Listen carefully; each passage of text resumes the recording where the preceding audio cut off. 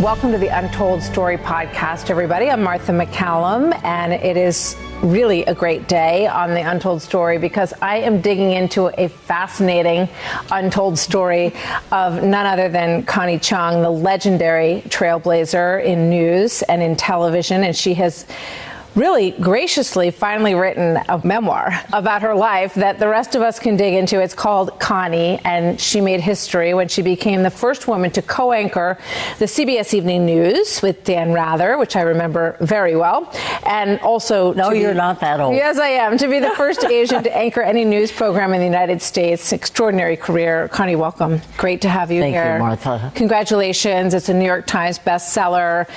It's on all the bestseller lists, and it was really there instantly. First of all, the cover is so beautiful. This picture. God. Don't you just want to look at this picture all day? You know what? A guy named Joe McNally, a photographer, took this, I think it was in the 80s. And, you know, I should show you the entire photograph. It's actually through a mirror, believe it or not. Oh, wow. And he gave it to me. And I think he was shooting it for People magazine, but he gave it to me and I kept it. And I thought, gee, I always liked that photo. So when the publisher asked me, what photo would you like to put on? I said to myself, I can't put on a current photo because everyone would say, who is that? You know, who is that old lady? You look fantastic, and that picture's beautiful. I also love, and this is how I'm going to get into asking you more questions. Thank you. The picture on the back. Yes. Because I encourage everybody to look at the picture on the back, because I think there's so many young women in this business, and really in any business, who don't understand what this feels like. Yes. You are, I think you said you're 5'3". 5'3". And how old were you in this picture where you're surrounded by all of the men at the Watergate hearing? I was probably, it was 1974, and I was born in 46. I'm terrible with math now. I can't do it either. But I was late 20s. Late 20s. Young woman. Like 26, 27, something like that. Historic event that you were covering. What do you, and I know you said that the publisher encouraged you to talk about your feelings and not just the events of your life. What did you feel in this moment at the Watergate hearing? The only woman in the room that I can see. I was really, I felt like I was bushed. I mean, that's what I look like, but I don't remember it, you know, exactly how I felt at the time. It was taken by a man named Dev O'Neill, who was the Capitol Hill photographer, and for the Hill. And he gave it to me, and I thought, oh my God, I look like I'm, you know, I've had it. And I don't think I was literally conscious of the fact that everyone was a male at that moment. It was long before, about maybe 5-7 years earlier, when I looked around and all I saw were men. And they were even white men. Not that there's anything wrong with being white. I'm married to one white man.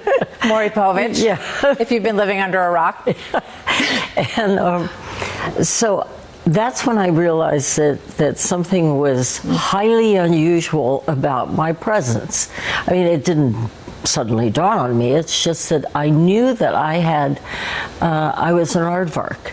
And it wasn't just being a woman, it was being Chinese. But the Chinese thing wasn't as big in anybody's mind, I don't think, than the fact that I was a woman. So you did so many historic interviews. You sat down with Magic Johnson when he had announced to the world that he had AIDS, which was a stunning moment in history, a scary time that surrounded that disease. Gary Condit, you asked him point blank if he was having a sexual relationship with Chandra Levy. I'm sure you've been asked this, and you might hate this question, but what's your favorite interview? Which one really do you look at and say, that's when I was at my best? Or maybe it hasn't happened yet. Yeah, right. But so far, looking back. You know, you're so cute that you thought that. Yeah, because you know why? Because I'm such a shoulda, woulda, coulda person. I always think, I should have asked this. Oh, we all do that.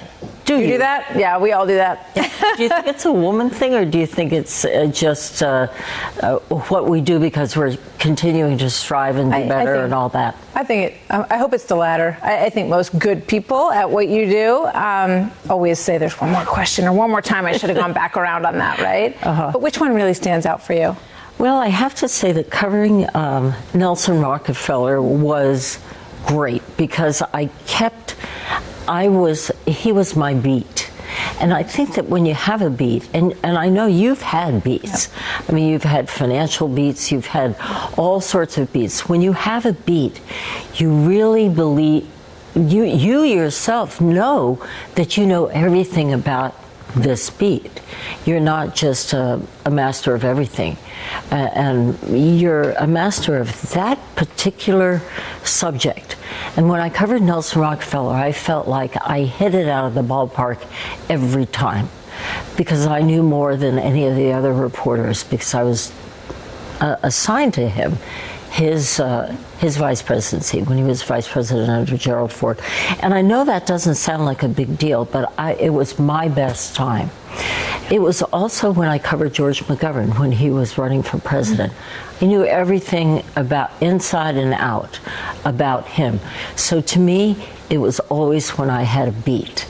If I was a generalist or anchoring, I thought I knew a little bit about everything, but not enough about one thing to be kind of an expert. I think it's a great point, and I think it's a great point. I hope young reporters listen to that, because it does give you an extraordinary experience when you know everything about what's going on. I think that when I watch our congressional people who work on the Hill, and Chad Pergram and our fantastic people on the Hill, one of the other people that you talk about in the book, well, it is Dan Rather, and what it felt like when it was the best moment of your career and then it turned into something complex. Yes, it was the greatest moment I had ever arrived at. I was at the pinnacle. I was sitting in half of Walter Cronkite's chair. Uncle Walter, you know, he was my idol. And there I was. I thought, I never expected this.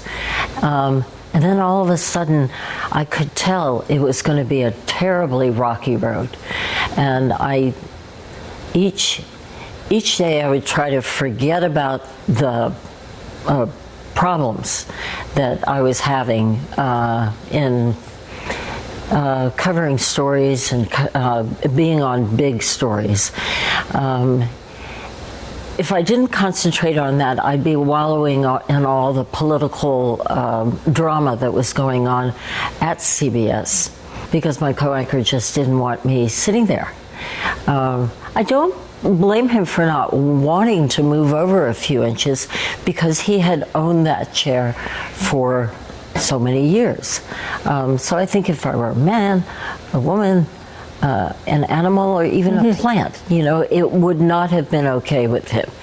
But I was unfortunately the one who was sitting next to him and had to sort of put up with his inability to share. He had no desire to share. You know, when I look at some of the big interviews that you did, and Magic Johnson and Marlon Brando and all of these great interviews, what was your way? Because everybody was competing for those interviews. What was your secret sauce to landing them? I think it was always just to be honest why I wanted to interview them. I would state it very matter-of-factly. I didn't like, when you're trying to get an exclusive interview, I hated the groveling that we had to do. And the male anchors, refused to engage in such obsequious behavior. They thought it was beneath them. But for some reason, the women did it and said, okay, we will grovel and we will suck up to these people. But I tried not to make myself feel terrible by either using words that I felt were not true, I simply said, you're in the news. I think I can do a good job. It was pretty simple. With Magic Johnson, I had known him when I was in LA. Yeah, he mentioned that in the interview. Yes, and it was a little different. What I did, Martha, was I sat down in his agent's office and I squatted. I refused to leave, and until he wanted to go home. And there I was when he finally opened his door. There was only one way out.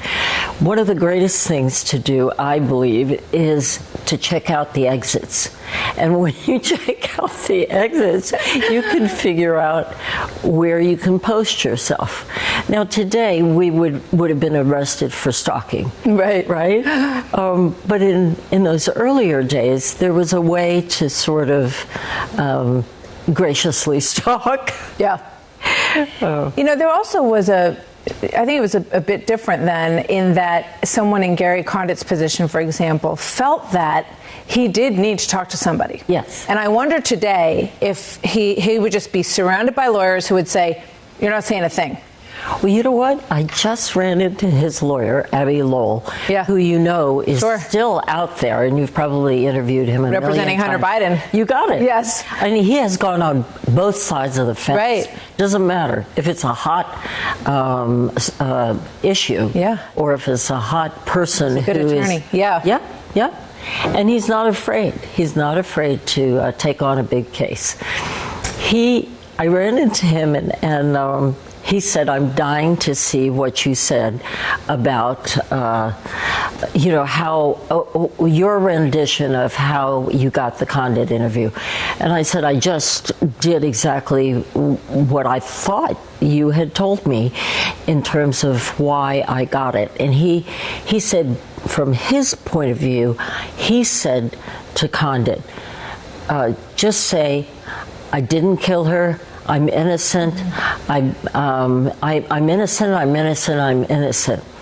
And he said that when you asked the first question, did you kill Chandra Levy? He froze. And Abby Lowell, his lawyer, said, I knew it was over. It was all over. I could not. All the prep that we did with him was worthless. He just froze. And I'm sure he regretted letting you do it at that point. Do you think that he knew more than he said to you about what happened to her? It's very hard to tell, but I do know that when each time I asked him if he did have some kind of relationship with her, he gave the same answer as if he were uttering a recording. It was like an answer machine. He said the exact same words again and again and again. And I knew he had tried to memorize what he wanted to say, but he could not get himself to admit that he had some kind of intimate relationship with her. And that, unfortunately for him, made everyone else doubt anything else he said. Yeah. In other words, a lie or a half-truth serves no purpose. Yeah. And we know that because we're in journalism. Right. And we just have to tell the truth, that we're compelled to. Yeah, I mean, sadly, and for Condit and everyone else in the country, that story got thrown off of the radar because it came right before September 11th. Exactly. And when September 11th happened, everyone, it shows you how much the world changes, because that story, which, was a man who had some relationship with an intern and she turned up dead, became the obsession of the entire country. But then when something so massive happens, and more September important, 11th, and so much shows more you how, how essentially a tabloid story can just disappear. The Untold Story continues right after this. I feel like things have become so consequential in the world now that those sorts of stories that were, I was obsessed with them at the time too, OJ, those kinds of stories have become, in a different realm, just because it feels like we're dealing with such huge things. I'm curious what you think about. It's better. It's good. Yeah. I'm so glad those stories disappeared. Yeah. We all covered plenty of them, and it looks, sort of interesting in retrospective. I mean, Martha, were always insignificant. I mean, you look at what happens to Diddy right now. I mean, that's it's still significant because it says something about our culture, what we care about, holding people to account. All of those good things are definitely relevant in those stories. I'm thinking about your background, and your family was from China. I think you were the only child born in the United States. Is that right? When you look at the situation between China and the United States right now, many consider it to be our biggest threat. Mm-hmm. What do you think about that? I don't doubt that it is. I mean, I really don't doubt it. But I also personally, just because I worry about the world, the country, I'm wrought with fear of what's happening in our world. But I also fear the situation in the Middle East and the growing, war that seems just on the brink. And I fear Russia. I fear Putin. So I can't sleep, if you want to know the truth. And I wish, were I in news today, I think I would be just fraught with anxiety about everything in the world. It's such a frightening period, I think. We're in transition too, our country, and so it's. I'm obsessed with the news, and I really wonder how it's all going to turn out.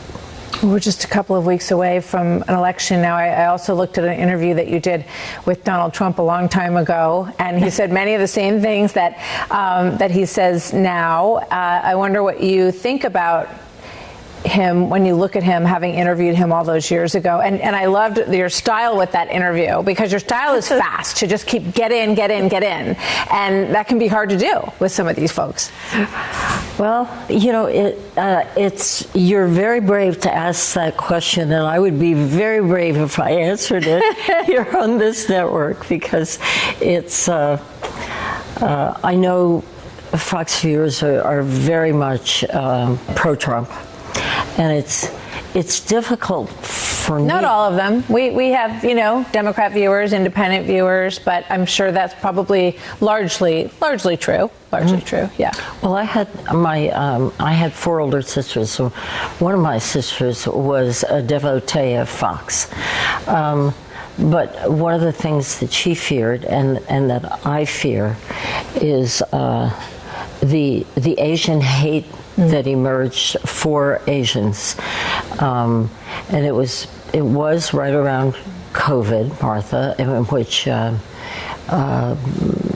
the president seemed to connect being Asian with COVID, and I really hesitate to say this, but I fear that engendered this kind of incredible Asian hate.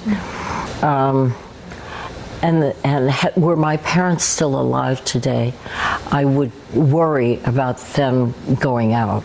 They didn't speak English very well. I mean, they spoke English, but they had heavy accents. And so I can fend for myself, but I know so many stories in which Asians were looked at as being the carriers of COVID, or this go home where you belong thing. And that exists today, even. I know it my sister, who is a devotee of Fox lived in an assisted living, and she had a new great-grandchild. And someone she was having lunch with said, another Chinaman is born.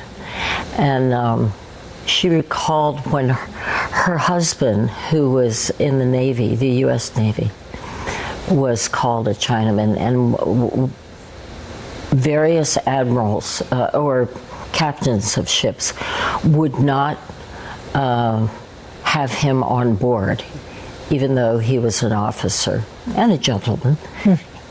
He was rejected by the commander. Later, someone noticed that he had been rejected 4 times by the captain of the ships and said, "You've been wrongly treated."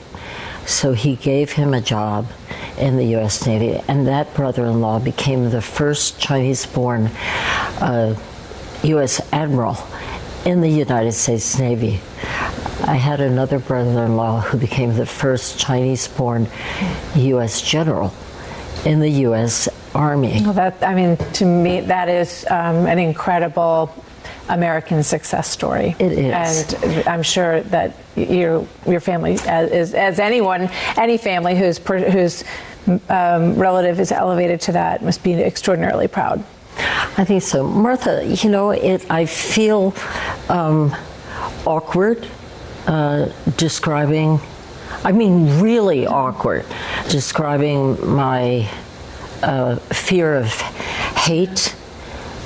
I worry about the increasing hate in this country, and the fact that we. And I've always said, there's nothing wrong with being white, and all my friends are white, or many of my friends are white, and it's just that there is this divide in this country, and I currently, but not everywhere. And I think we all just really do want to be included. We want to be accepted. I don't think people of color are as evil as some people do, or unwanted, or need to be unwanted, or pigeonholed. I find it. I can see in your eyes how you feel about the issue of COVID and Asian hate, and I've had it expressed to me by other friends who have Asian background. So I understand what you're expressing clearly, and it's obviously a very deep feeling for you, and which I sympathize with and completely understand. It is interesting to me, though, and we only have a couple of minutes left, but I see such a mix in the crowds when I see these rallies on both sides. Yes. And you see an increase in the black vote for Yes. Trump, increase in Hispanic vote for Trump. Yes.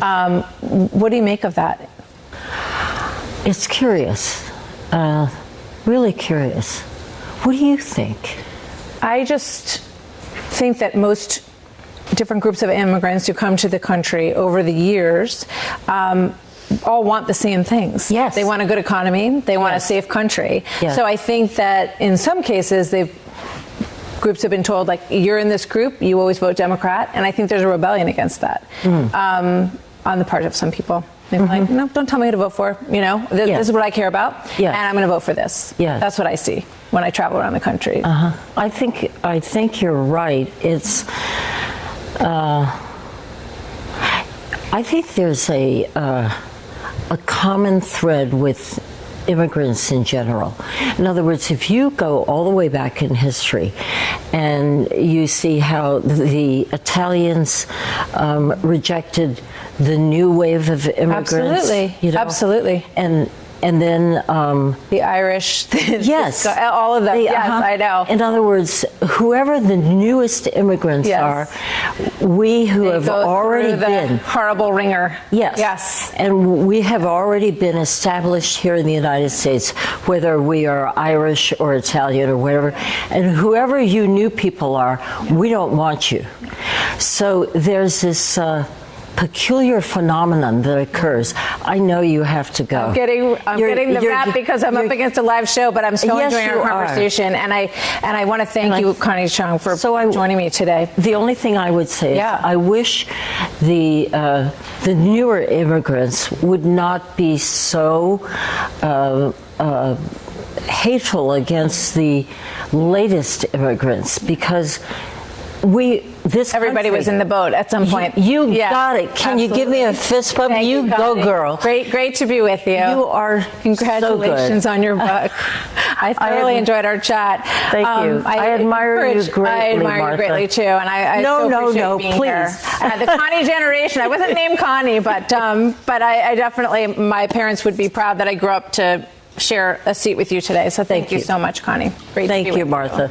You've been listening to The Untold Story with Martha McCallum. Don't forget to subscribe on Apple Podcasts or wherever you listen. Make sure to rate and review. For more podcasts, go to foxnewspodcast.com. Listen ad-free with the Fox News Podcast Plus subscription on Apple Podcasts, and Amazon Prime members can listen to this show ad-free on the Amazon Music app.